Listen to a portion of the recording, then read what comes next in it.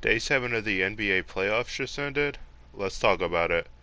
We are officially 1 week into the postseason of the NBA, and I gotta say, it's been a treat so far. It's been a rockin' rollin' roller coaster, man. I'm sorry this video is a little bit late. I just had some personal stuff I had to deal with last night, but I'm getting this out as quick as I can. Usually these videos come out like 2 a.m., 2:30 a.m. when all the games are over and you can get my takes on everything. The game I want to start off with is this Timberwolves Nuggets game, and I just really want to talk about Anthony Edwards. His play this playoffs has been pretty incredible.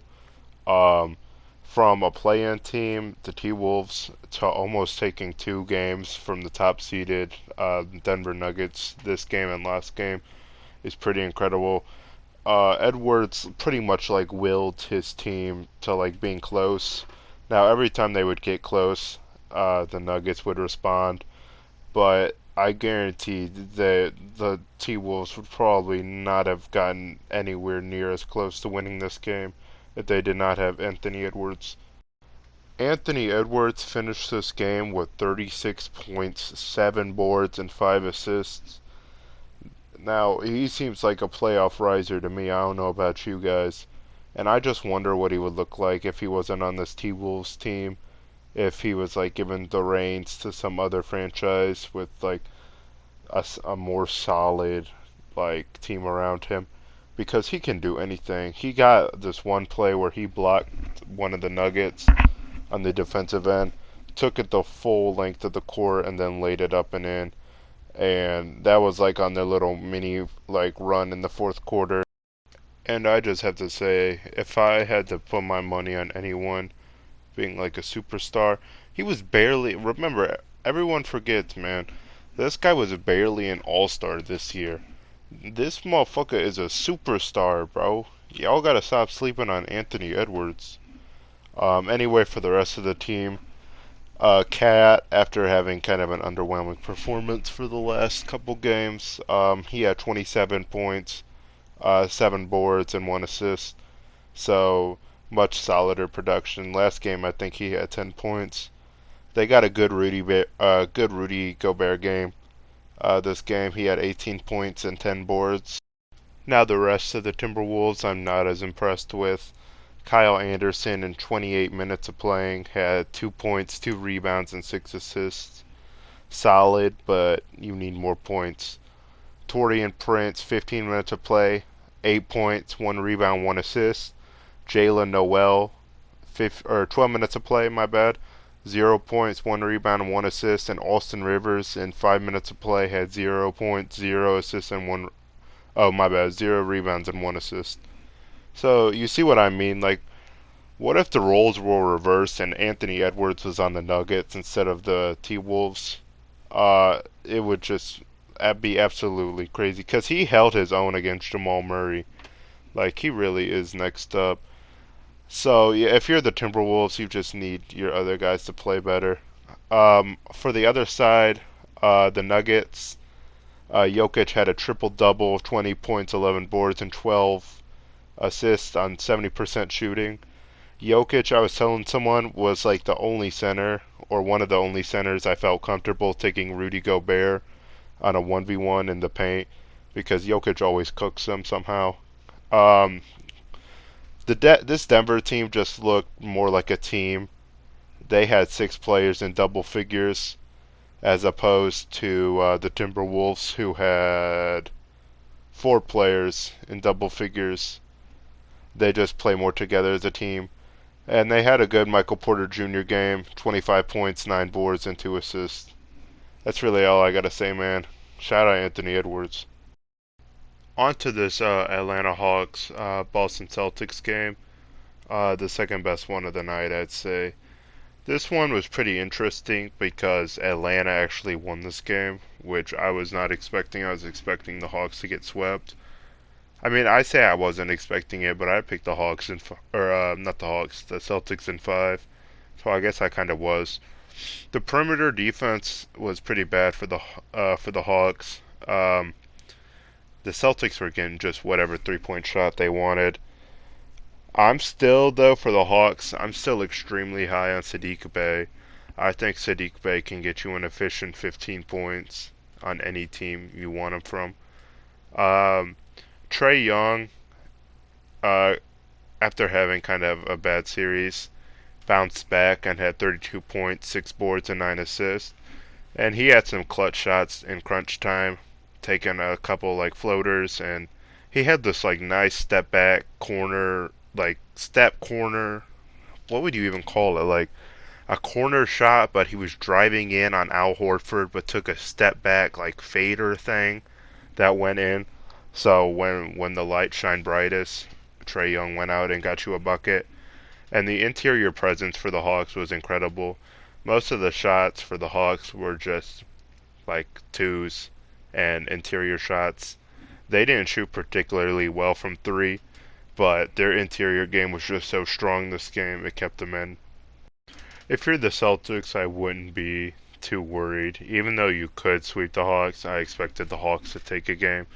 Um, I guess you could be kind of worried because you hit so many threes, but they still ended up winning. You just really have to tighten up that interior defense, and I think you're good. You got it in 5.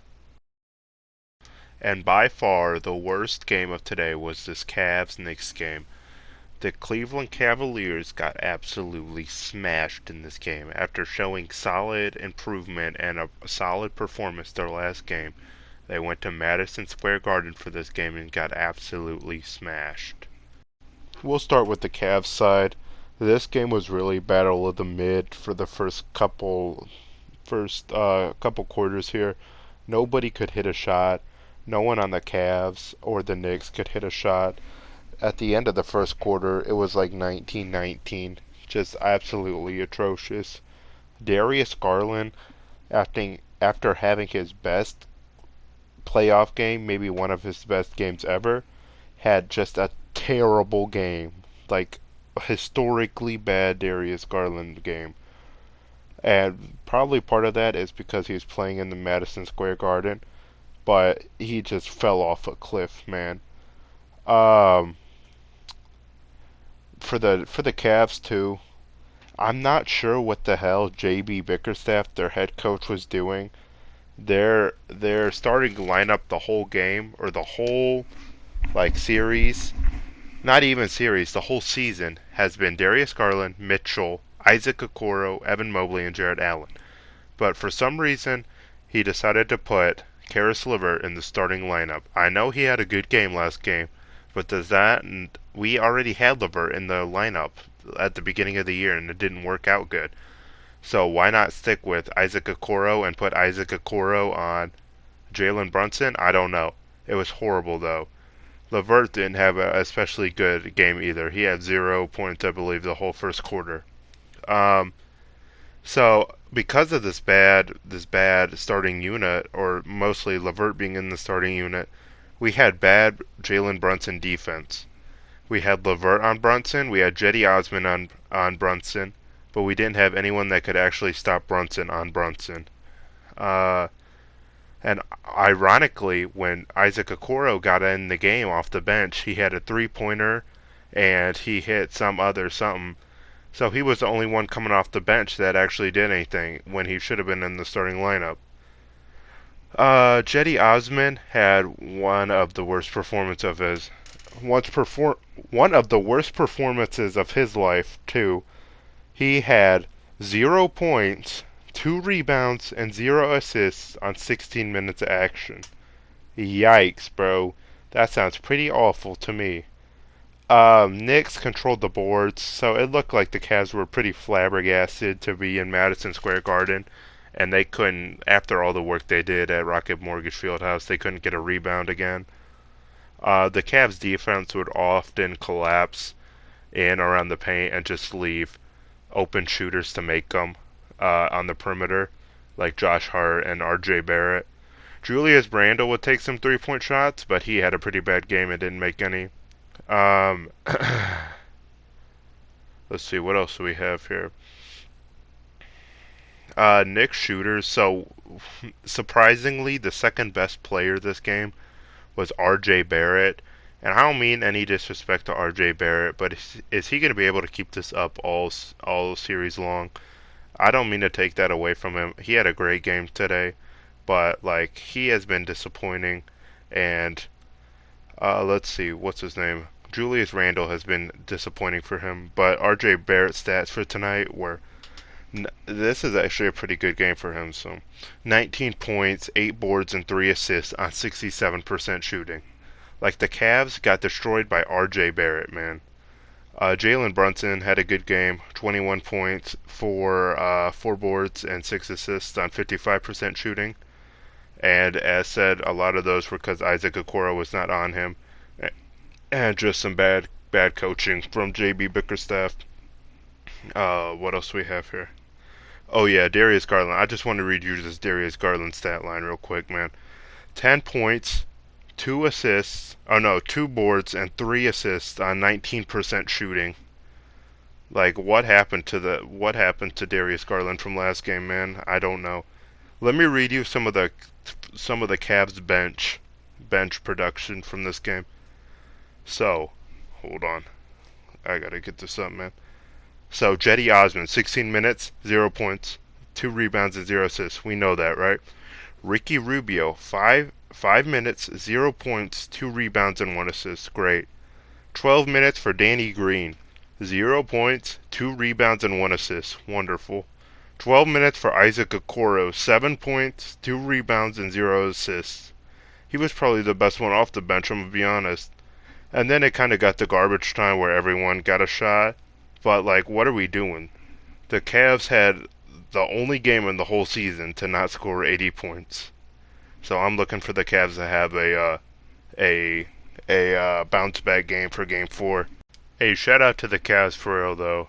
Them and the Knicks together in one night built a whole new building in New York City with all those bricks they were putting up. So shout out to them, helping the local economy. You love to see it. Anyway, leave a comment. Tell me what you think about any of the series in this game. Anything about the playoffs in general. Leave a comment. I will respond, even maybe featured in a video. Until then, see you tomorrow.